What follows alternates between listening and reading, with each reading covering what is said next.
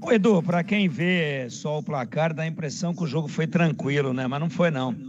A Ponte sofreu muito para ganhar esse jogo. Veja você, e aí dentro da ficha técnica, você já deu uma antecipada. O primeiro gol, a 45 do primeiro tempo, apagar das luzes. Gol do Diego Leão, grande zagueiro, grande revelação aí da Ponte. Pode prestar atenção, Edu, vai dar jogador. Diego Leão, número 3, fez 1-0 de cabeça, uma jogada bem trabalhada, um bom cruzamento do Pedrinho, mas o Votuporanguense foi melhor do que a Ponte em termos de posse de bola.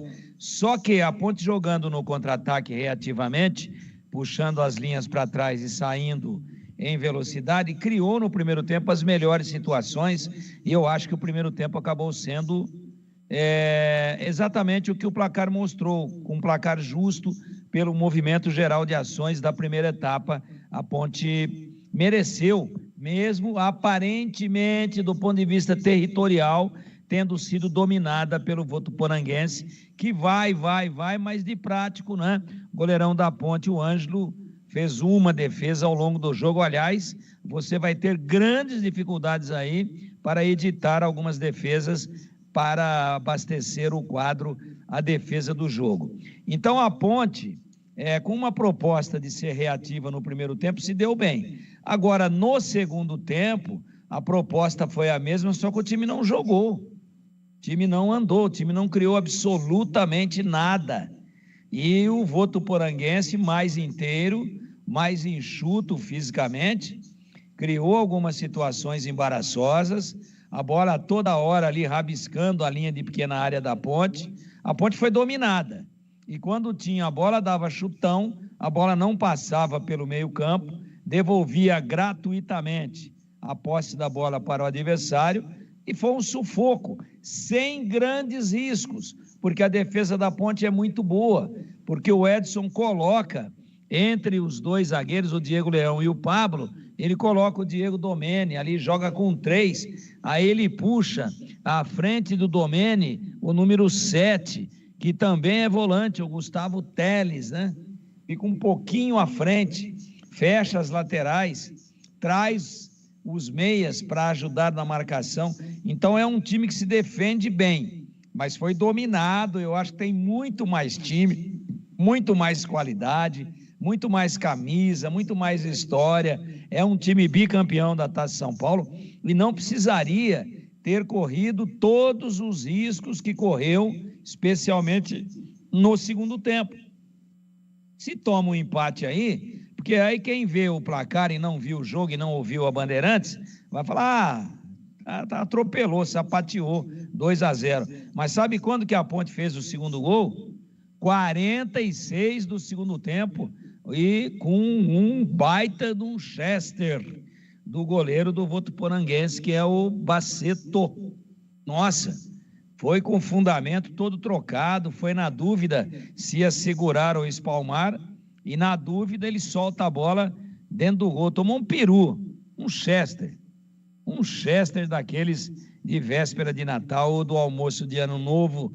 E aí a Ponte fez o segundo gol e respirou, mas não jogou no segundo tempo, foi muito difícil. Acho que o time tem qualidade. Para mim tem 3 jogadores que para a categoria são acima da média. O Diego Leão, o zagueiro que fez o primeiro gol, o Pedrinho, o meia, segundo volante barra meia, mais para meia, muito bom jogador, e o Miguel, que é o destro que joga pelo lado esquerdo com a camisa 11, driblador, cria situações, ataca os espaços, é um cara que tem muita criatividade, ele encontra soluções às vezes em lances aparentemente perdidos.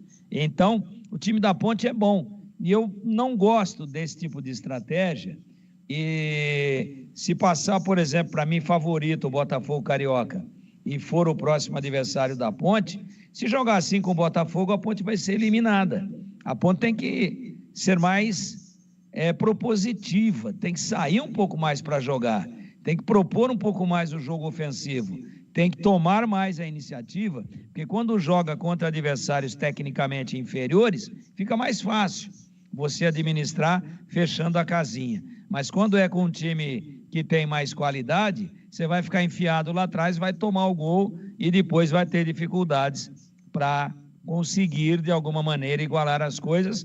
A Ponte que não ficou nenhuma vez até agora atrás. A Ponte que tomou um gol só em 4 jogos. Então, o sistema defensivo é muito compacto.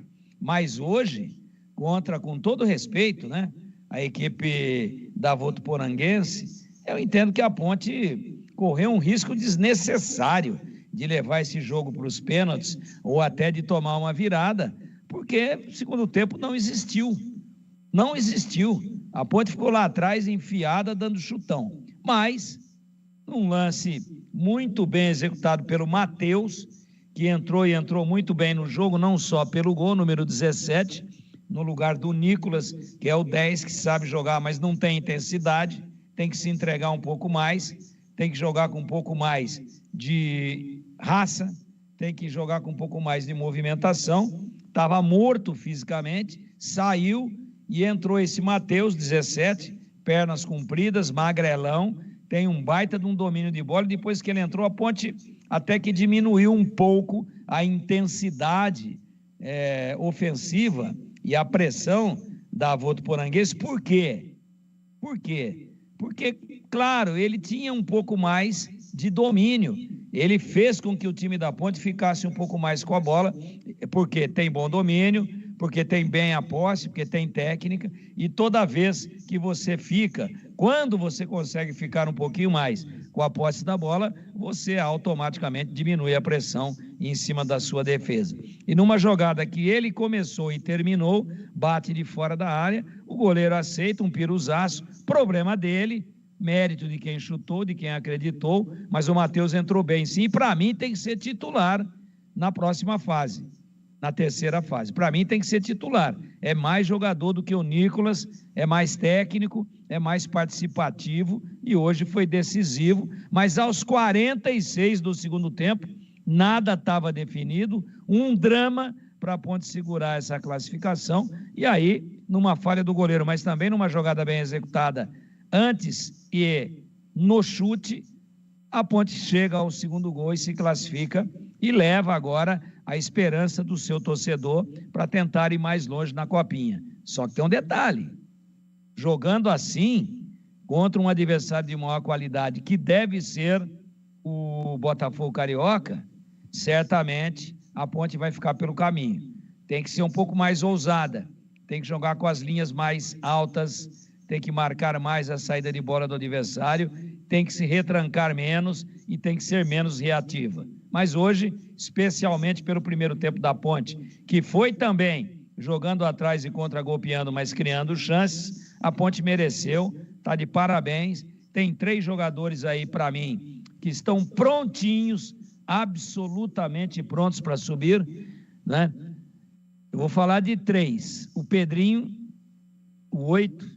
Eu vou falar do zagueiro central, Diego Leão, e vou falar também do Miguel, o driblador, um jogador de muita técnica, um jogador de muita habilidade, um jogador que joga um futebol moleque, no bom sentido, um futebol de improviso e de dribles. E aí, num segundo plano, mas muito próximos, a gente pinça aí o Cauã Moreira, que é um cara matador, mas que hoje, por exemplo, não apareceu. Ele ficou sozinho, ele e Deus, lutando contra toda a zaga da equipe da Votuporanguense. Ninguém chegava, especialmente no segundo tempo. Mesmo assim, cabeceou uma bola perigosa no início do segundo tempo. Está pronto também, pouquinho abaixo dos 3 que eu citei aqui. E eu repito, porque não são jogadores conhecidos ainda, Miguel, Diego Leão e Pedrinho. Para mim, jogadores prontos para subir. Próximos, também com muita qualidade, o Cauã Moreira, o centroavante, o Diego Domene e, para mim, esse Matheus que entrou também, deixou uma ótima impressão no manejo de bola, joga de cabeça erguida, valoriza a posse da bola, diminui a pressão do adversário. Ao final, com dificuldades, mas com méritos também, especialmente pelo primeiro tempo, a Ponte fez 2. O Votuporanguense não fez nenhum e a Ponte está na próxima fase da Copinha, edição 2025, com um calor para cada um em Santa Fé do Sul. A ponte está classificada, ótimo, excelente, e vamos observar com muito otimismo e com muito interesse o desempenho desses meninos, meu queridíssimo Eduzaço Pinheiro. Muito.